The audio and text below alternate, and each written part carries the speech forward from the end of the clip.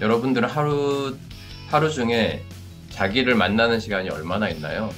자기를 잘 아는 게 되게 중요해요. 그죠? 여러분들의 몸 상태나 마음 상태는 햇빛일지, 막 태풍이 치고 있을지 잘 모르겠는데, 그죠? 내 오늘 마음의 날씨가 어떨까? 좀 다른 친구들에게 좀 소개도 해주면서 나는 어느 학교 누군지 이렇게 잠깐 얘기하고 시작하면 어떨까 싶어요.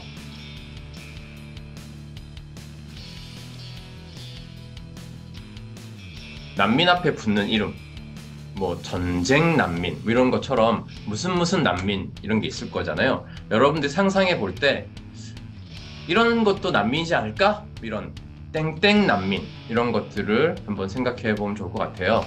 예를 들어서 일본에서는 그 산간 지역에서 이렇게, 그러니까 쉽게 하면 슈퍼가 없어지고 막 이러잖아요. 산간 지역에 이제 고립돼서 살아가는 사람들이 살 수가 없는 거예요. 그래서 이런 사람들을 쇼핑 난민이라고 불러요. 혹시 생각해 봤어요? 쇼핑 난민. 네.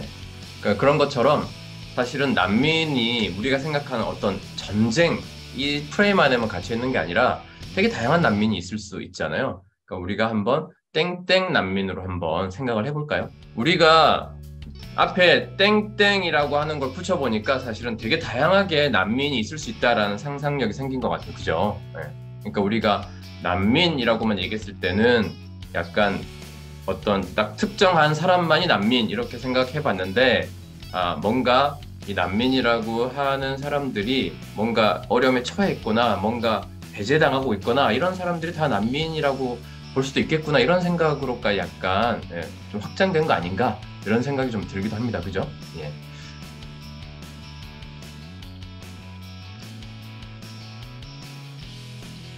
어떤 사람들이 난민일까요? 아까 이제 우리가 얘기 나눠봤잖아요. 그죠?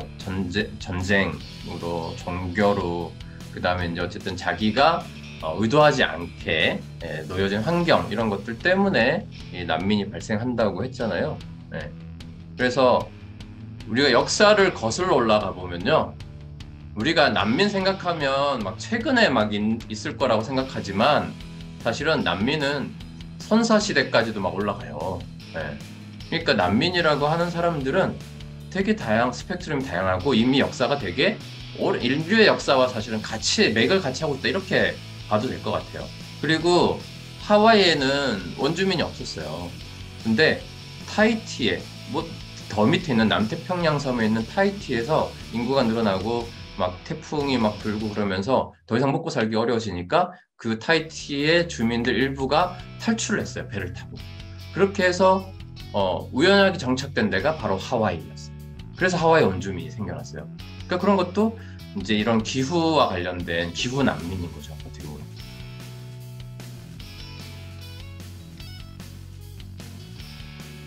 자, 그러면 이 난민이 발생했을 때 이경 선생님 말처럼 우리는 어떤 준비가 필요할까?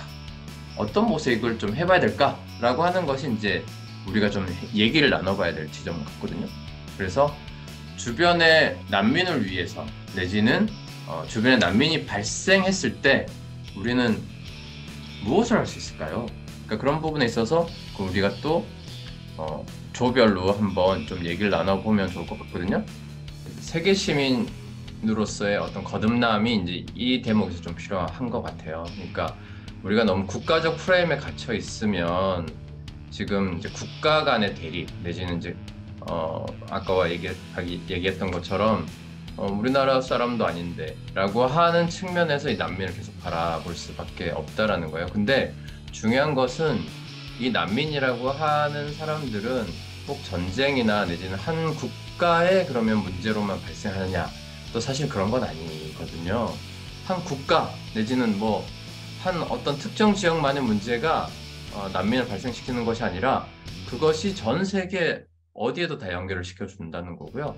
그렇기 때문에 이렇게 이 난민이 발생하는 원인들도 우리가 봤지만 되게 다양하고, 그리고 어떻게 보면 이 난민이라고 하는 사람들이 꼭 무슨 우리가 알고 있던 전쟁이나 종교만의 문제가 아니라 되게 다양한 이유로 난민이 발생하고 심지어 자국 내에서도 난민이 발생하고 있다라는 것, 이런 것들 좀 더 우리는 눈여겨볼 필요가 있겠다라는 생각입니다.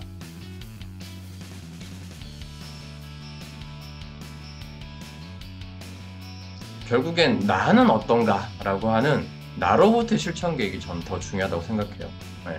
그러니까 주변의 난민을 위해서, 이 난민이라고 하는 사람은 꼭 그런 어떤 난민이 아니라 내 주변에 어려운 사람, 왜냐하면 난민은 어려울 난자 사람 민자를 쓰잖아요. 그러니까 사실은 내 주변에 있는 어려운 사람을 위해서 나는 무엇을 할 수 있을까라고 하는 측면에서 봐야 된다라는 거예요. 그러니까 사실 시간 있으면 그 얘기도 좀 나누고 싶었는데요. 그러니까 구체적으로 나는 매일, 나는 일주일에 한 번, 한 달에 한 번 뭘 하겠다. 예를 들어서 난민이라는 사람에 대해서 잘 모르니까 난민에 대해서 한번 공부를 해보겠다라든지 책을 한번 보겠다라든지, 내지는 내 주변에 혹시 우리 동네에는 난민이 없는지 한번 찾아보겠다라든지, 만약에 그런 난민이 있다면 그 중에 뭐 난민 중학생이나 고등학생이 있다면 그런 친구랑 친구가 되어보겠다라든지, 나는 뭘 할 건지, 누구와는 뭘 할 건지, 사실 이게 더 저는 중요한 것 같아요. 이게 없으면 사실은 이 난민 문제는 절대 해결되지 않습니다.